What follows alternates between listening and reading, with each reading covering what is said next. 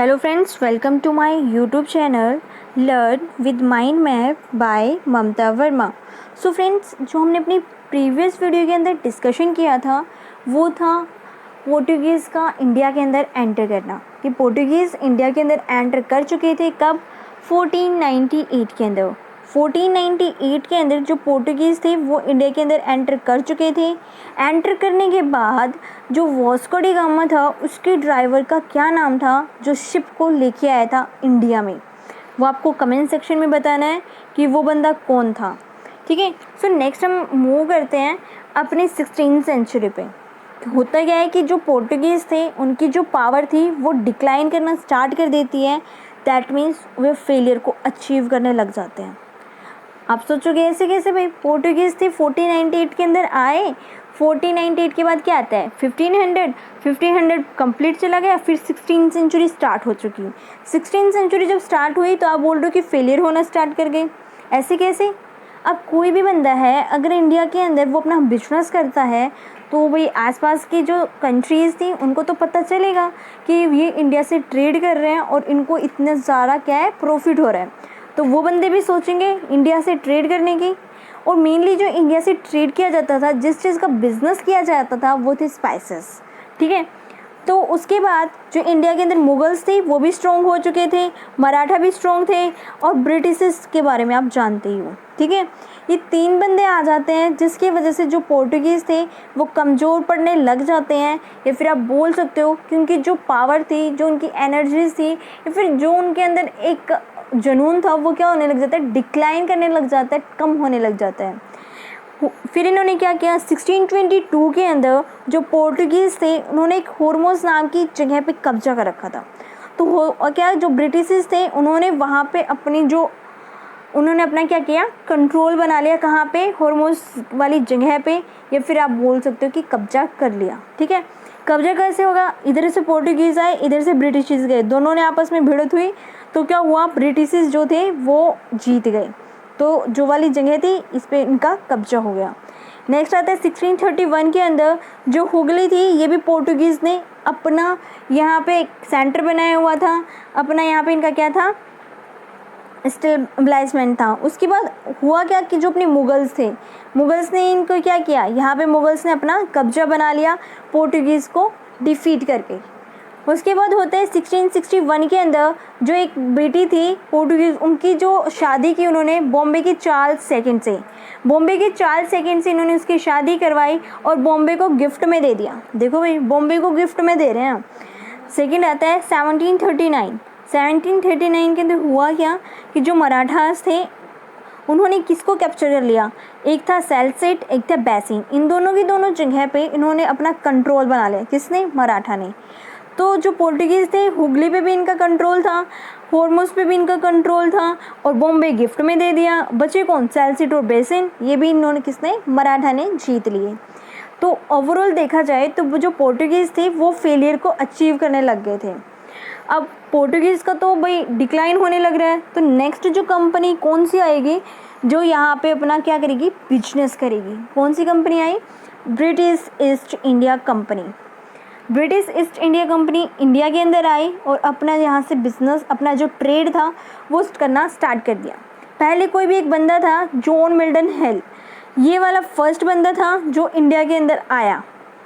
Merchant था, कोई businessman था ये, जिसने इसने देखा कि भाई हाँ पोर्टुगीज़ को इतना बेनिफिट हो रहा है तो क्यों ना मैं भी जाके देखूँ। ये इंडिया के अंदर आया कब, 1599 के अंदर ये इंडिया में आया, और इसने यहाँ पे आके चेक किया कि भाई हाँ रियल में सच में ही यहाँ से जो बिजनेस करने से, ट्रेड करने से बेनिफिट हो रहा है। तो क्या करेगा, ट्रेड करेगा जो इंडिया के मर्चेंट्स थे, इंडिया के मर्चेंट्स से इसने कांटेक्ट किया और वहाँ उनके विद रिस्पेक्ट ट्रेड करने के बारे में सोचा। जैसे ये सब करता है तो हुआ क्या, आगे ईस्ट इंडिया कंपनी ने अपना एक ग्रुप बनाया। ईस्ट इंडिया कंपनी ने क्या किया, अपना एक ग्रुप बनाया, मर्चेंट्स का ग्रुप। अकेले जो मर्चेंट्स थे वो ब्रिटिश में बहुत ज़्यादा थे, तो हुआ क्या उनके साथ, वो क्या करते हैं कि जो मर्चेंट्स का ग्रुप था, मर्चेंट्स के ग्रुप के साथ मर्चेंट्स का ग्रुप बनाया। मर्चेंट्स के अंदर जो ब्रिटेन था वहाँ पे बहुत सारे बंदे क्या करते थे, बिजनेसमैन थे। ऐसा तो नहीं भाई सारे के सारे बंदों का जो ग्रुप था वो यहाँ पे आ जाएगा। वापस होता क्या है कि जिन मर्चेंट्स ने यहाँ पे आके चेकआउट किया, उन्होंने सिर्फ अपना ही एक ग्रुप बनाया जिसका नाम रखा मर्चेंट एडवेंचर्स। मर्चेंट एडवेंचर्स उस ग्रुप का नाम था, जो 1599 के अंदर इंडिया के अंदर ट्रेड की पर्पज़ से आया था। उसके बाद क्या हुआ, उन्होंने चेकआउट किया कि भाई हम क्या करते हैं। जो वहाँ की क्वीन थी, क्वीन कौन थी, एलिजाबेथ थी। क्वीन जो एलिजाबेथ थी उससे उन्होंने कांटेक्ट किया, उनसे एक चार्टर को साइन करवाया। चार्टर को साइन करवाया कि भाई जो हम बंदे हैं ना, हम ही इंडिया के अंदर जाके ट्रेड करेंगे। कितने ईयर्स के लिए, 15 ईयर्स के लिए। जब वो ये सब करवाता है तो 15 ईयर्स के लिए जो ट्रेड करने का उनका कॉन्टैक्ट था, तो जो क्वीन अपनी थी एलिजाबेथ, जो ब्रिटेन वाली, कौन सी थी, फर्स्ट थी, फर्स्ट क्वीन थी एलिजाबेथ, जो चार्टर पे साइन करती है। उनकी ट्रेड की मोनोपोली पे इन ईस्ट के अंदर, क्योंकि वो ईस्ट के अंदर ट्रेड करने के लिए आए थे। कब आए थे, 13 दिसंबर 1600 पे उन्होंने चार्टर पे साइन किया। चार्टर पे साइन किया कितने ईयर के लिए, 15 ईयर के लिए, कि भाई 15 ईयर तक आप इंडिया में के साउथ में जाके ट्रेड कर सकते हो। आपसे दूसरा बंदा या फिर आपके ग्रुप से दूसरा बंदा वहाँ पे ट्रेड के लिए अलाउ नहीं होगा। ठीक है, ये उन्होंने क्या किया, चार्टर को साइन करवा लिया एलिजाबेथ से। उसके बाद क्या होता है, वो क्या करने लग जाते हैं, एक्सपेंशन करने लग जाते हैं अपनी कंपनी का। एक्सपेंशन मीन टू से वही सेम किसकी तरह, पोर्टुगीज़ की तरह। तो 1608 के अंदर उन्होंने डिसाइड किया ओपन करने के लिए क्या, एक फैक्ट्री। उन्होंने ओपन करने के लिए एक फैक्ट्री को डिसाइड करते हैं, और वो कहाँ लगाते हैं, सूरत के अंदर। सूरत के अंदर फैक्ट्री तो लगाने की सोची, लेकिन अपने इंडिया के अंदर क्या था, यहाँ का राजा था, यहाँ के जो मुग़ल एम्परर था वो कौन था, जहांगीर।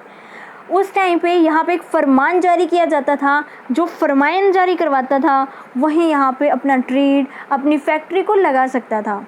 तो मुगल्स ने सोचा भाई अब क्या करें।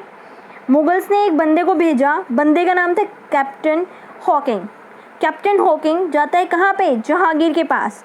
जहांगीर के पास अपना फरमान भेजता है, और उसको जहांगीर जो था वो अलाउ कर देता है सूरत में फैक्ट्री लगाने के लिए। कब, 1613 के अंदर, 1613 के अंदर। तो जो वो अलाउ कर देता है यहाँ पे उसे फैक्ट्री लगाने के लिए, तो क्या होता है भाई, अंग्रेज़ तो खुश हो जाते हैं ना कि भाई हाँ हमें मिल गया भाई यहाँ पे, अब तो हम फैक्ट्री लगा सकते हैं, फरमान जारी हो गया।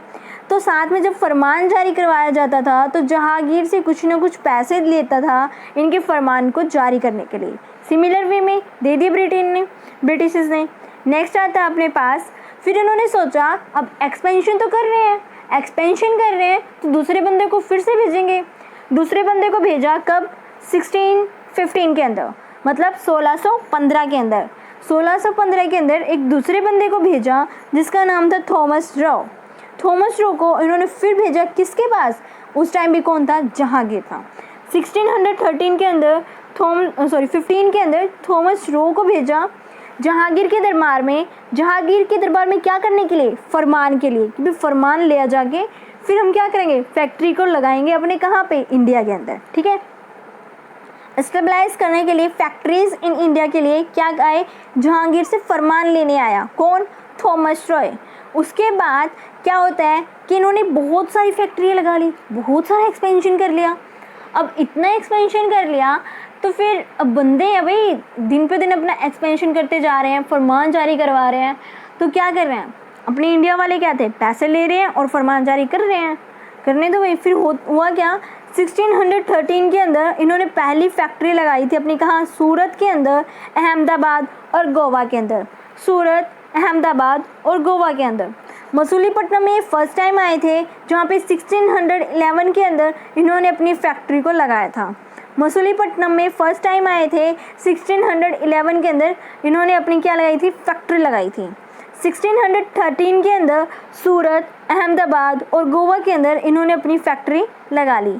नेक्स्ट आता है आरामगढ़, और यहाँ पे इन्होंने 1626 के अंदर अपना जो फैक्ट्री थी वहाँ पे स्टेबलाइजमेंट कर लिया था। जब थॉमस रो जाता है 1619 के अंदर, तो आप देख सकते हो कितनी फैक्ट्रियाँ लगा चुका है। ठीक है, इतनी फैक्ट्रियाँ लगाने के बाद जो बंदा था वो उस बंदे ने के बाद फिर उन्होंने अपना और एक्सपेंशन सोचा। उन्हें पता चला कि जो चार्ल्स सेकंड था उसको बॉम्बे गिफ्ट में करके गए थे। कौन? पोर्टुगीज़ करके गए थे। अगर गिफ्ट में देके गए थे क्यों ना हम उनसे ले लें। अब उसके पास तो बेवजह रखा है ना, हम उसे वो ले लेंगे किराए पे या फिर रेंट पे बोल सकते हो, और उसे क्या देंगे पर एनुअल या फिर पर ईयर का उसे हम क्या दे देंगे, अपने पैसे दे देंगे, अपने पाउंड्स दे देंगे। क्योंकि उस टाइम पे जो रुपया करेंसी थी वो लॉन्च नहीं हुआ था, तो क्या था, पाउंड था। अब कंपनी थी, कंपनी ने बॉम्बे लेने के लिए सोचा। किसके पास था बॉम्बे? चार्ल्स सेकंड के पास। चार्ल्स सेकंड के पास बॉम्बे था। गिफ्ट किया हुआ था किसने? पोर्टुगीज़ ने अपनी बेटी की शादी में। ठीक है, तो उन्होंने चार्ल्स सेकंड से कांटेक्ट किया और उन्होंने बोला कि आप हमें बॉम्बे दे दो, हम आपको एनुअली 10 पाउंड्स दे देंगे बॉम्बे के लिए। ठीक है, जैसे ही इन्हें बॉम्बे मिला तो इन्हें जो जगह जगह पे इनके सेंटर्स थे ना, उनको कंट्रोल करने के लिए इन्होंने अपने हेड क्वार्टर कहाँ बनाया? बॉम्बे के अंदर। अपना इन्होंने हेड क्वार्टर कहाँ बनाया? बॉम्बे के अंदर। सबसे पहले इन्होंने जो अपना हेड क्वार्टर बनाया था वो सूरत के अंदर बनाया था। ठीक है, जहाँ पे फर्स्ट टाइम आते हैं वहाँ पे इसको बोला जाता है कि वो इनका क्या था? हेड क्वार्टर था। अब सेकंड टाइम क्या हुआ? हेड क्वार्टर को शिफ्ट कर लिया कहाँ? बॉम्बे के लिए।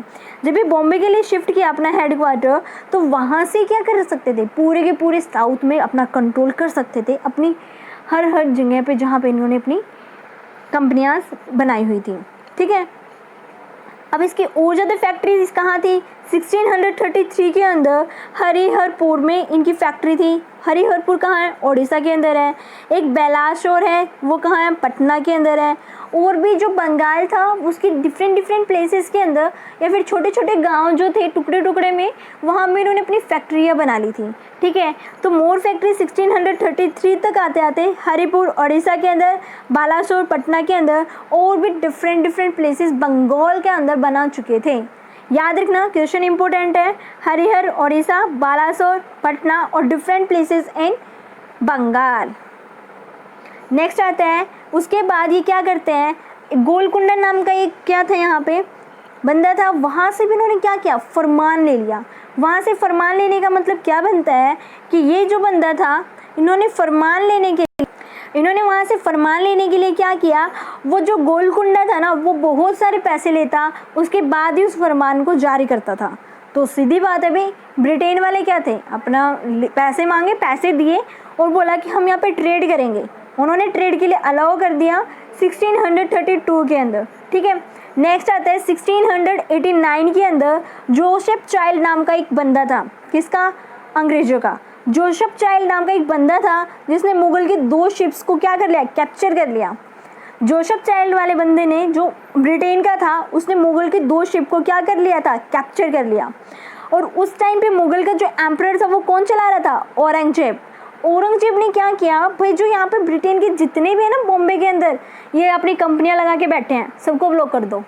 सबको वो ब्लॉक कर दिया भाई, राजा था, कर सकता है इतना तो। बॉम्बे के अंदर जितने भी इनकी ट्रेड्स थे, जितनी भी इनकी कंपनियां थी, उसको ब्लॉक करवा दिया गया। किसने? औरंगजेब ने।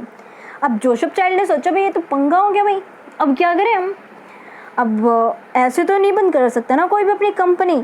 तो जोसेफ चाइल्ड औरंगजेब के पास गए और बोले भाई प्लीज़ अंकल जी हमें माफ़ कर दीजिए, हम आगे से ऐसा नहीं करेंगे। तो औरंगजेब ने बोला अच्छा ऐसे कैसे, अगर यहाँ पे काम करना है ना तो 1.5 लाख रुपए दो, उसके बाद ही आपकी सारी कंपनियाँ मैं यहाँ से अपने पास से अनब्लॉक करूँगा।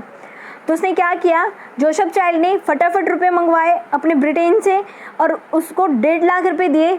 किसको? औरंगजेब को। और अपनी जो कंपनियां थी बॉम्बे के अंदर उन्हें अनब्लॉक करवा लिया। किसके पास से?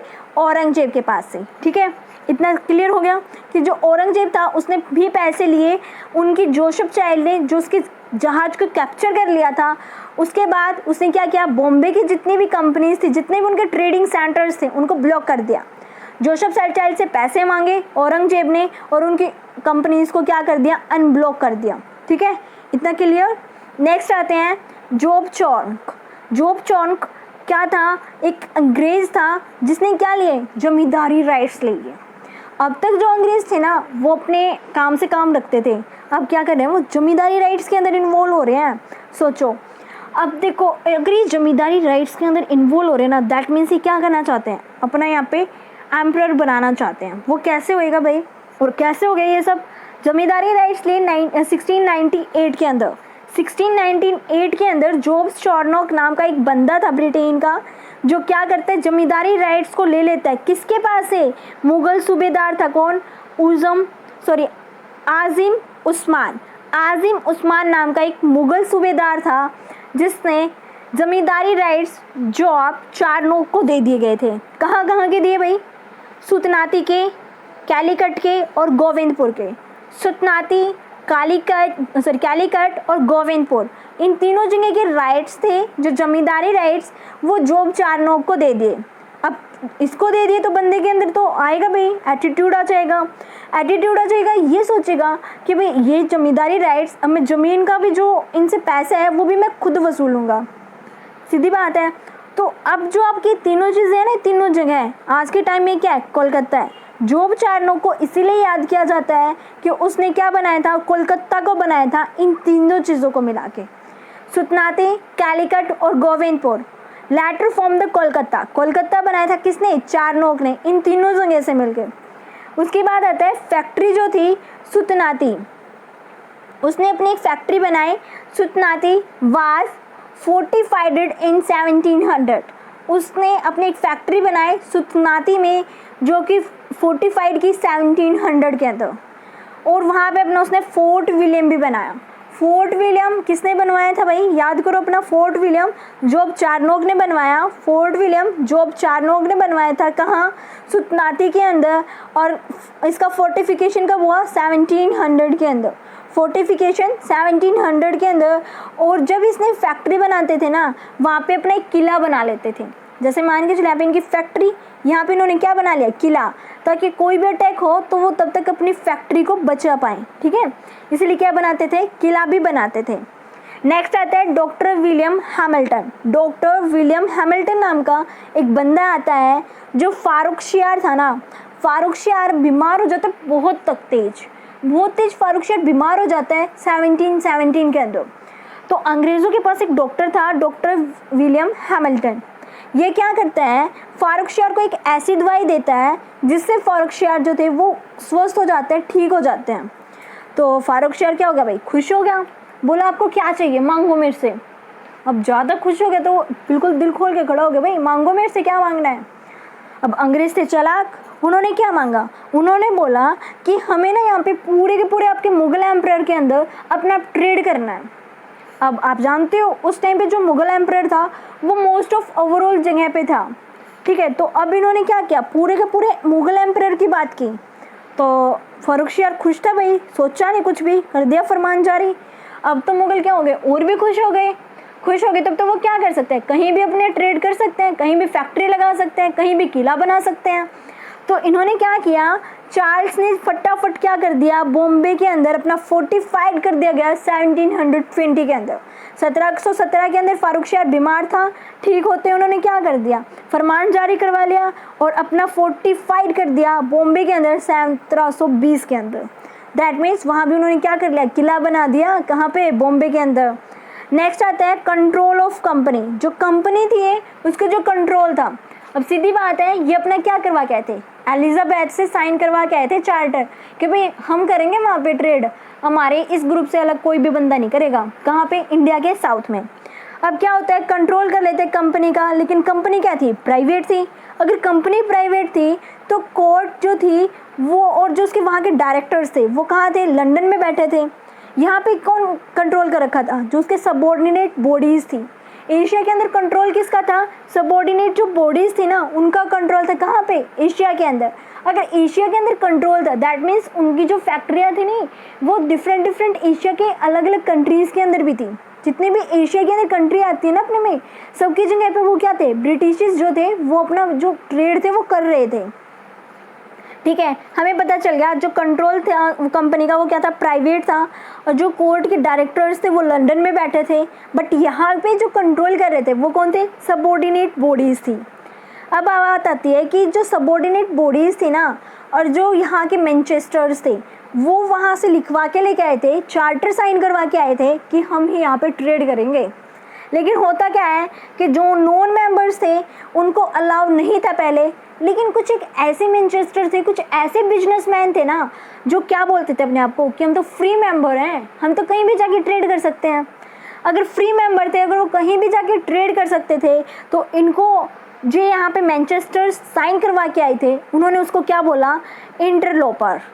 इनको क्या बोला? इंटरलोपर्स। ठीक है, क्या समझे कि जो इंडिया के अंदर एक चार्टर के साथ यहाँ पे ट्रेड करने आए थे, उनके अलावा जो दूसरे बंदे यहाँ पे आए थे ट्रेड करने के लिए, वो अपने आप को फ्री मेंबर बोलते थे कि हमें किसी चार्टर की रिक्वायरमेंट नहीं है साइन करवाने की, हम कहीं भी ट्रेड कर सकते हैं। उन बंदों को इन्होंने क्या बोला? इंटरलोपर्स। ठीक है, उसके बाद नेक्स्ट आता है अपने पास कि इन 1694 के अंदर ब्रिटेन की जो गवर्नमेंट है उसने एक लॉ पास किया।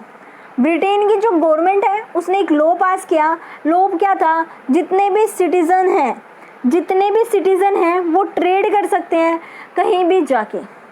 अगर अलाउ कर दिया तो भाई, अब देखो वहाँ पे एलिजाबेथ ने चार्टर साइन किया और यहाँ कोर्ट ने क्या बोला कि आप जितने भी अपने ब्रिटेन के सिटीज़न है ना, वो ट्रेड कर सकते हैं। उसने अलाउ कर दिया, हो गया ना उसका अपोज। तो यहाँ से जो उसका चार्टर था वो रिजेक्ट हो गया। तो formation of a new company, तो सीधी बात है नई कंपनी भी बनेगी। अगर आप किसी को भी अलाउ कर रहे हो, दूसरे बंदे भी आएंगे ना अपनी कंपनी बना के, दूसरे बंदे भी आए कंपनी बना के। लेकिन जो पहले से यहाँ पे बंदे थे ना, उनमें क्या हो जाएगा? कॉन्फ्लिक्ट्स हो जाएंगी, लड़ाइयाँ होनी स्टार्ट हो जाएंगी। अब लड़ाइयों से हमें क्या करना भाई? सीधी बात यहाँ पे आ जाओ कि जो दूसरी कंपनियाँ थी और जो यहाँ पे पहले से आई हुई थी चार्टर के साथ, उन दोनों ने आपस में ज्वाइन कर लिया। दोनों ने अपनी एक कंपनी बना ली 1708 के अंदर। देखो 94 से पंगे चल रहे हैं और 1708 के अंदर जाके क्या बनी है? उनकी कंपनियां बनी हैं। ठीक है, सो फ्रेंड्स आज की वीडियो में इतना ही।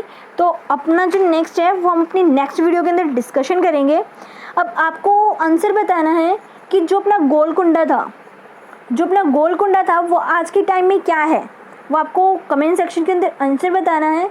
और साथ ही साथ ये भी बताना है अब जो नेक्स्ट कंपनी आएगी यहाँ पे अपना ट्रेड करने के लिए, वो कौन सी कंपनी आएगी। ठीक है friends, thank you everyone, bye bye, take care.